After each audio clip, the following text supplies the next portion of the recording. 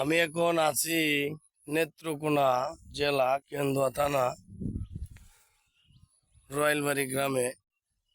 এখানে একটি হাইব্রিড ধান বীজ খুব সুন্দর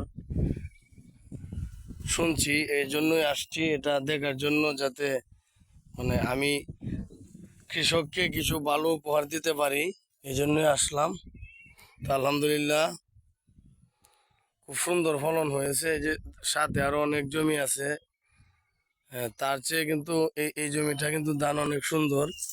আলহামদুলিল্লাহ, এই যে দেন আল্লাহর রহমতে খুব ভালোই ফসল এবছরে আল্লাহ দিয়েছে আমাদেরকে।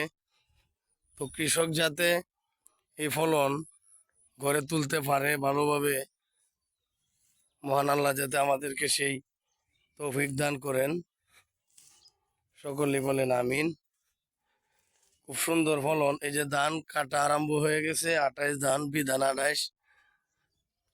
তো আমি রোদের মধ্যে আসছি আপনাদেরকে কিছু ভালো উপহার দেওয়ার জন্য, আপনারা যাতে দেখে শান্তি পান। তো লাইক, কমেন্ট, শেয়ার করে দিবেন, এই কামনা প্রত্যাশায় আপনাদের কাছে আমার রইল, আর কিছু চাওয়ার নাই।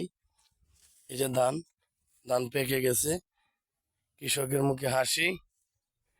তো সরকারের কাছে আবেদন, যাতে সরকার ধানের দাম আরো বাড়িয়ে দেয়, যাতে কৃষক ভালো থাকতে পারে, ধান বিক্রি করে তারা সংসার চালাইতে পারে। সেই কামনা রইল, সকলের জন্য দোয়া রইল। ধন্যবাদ।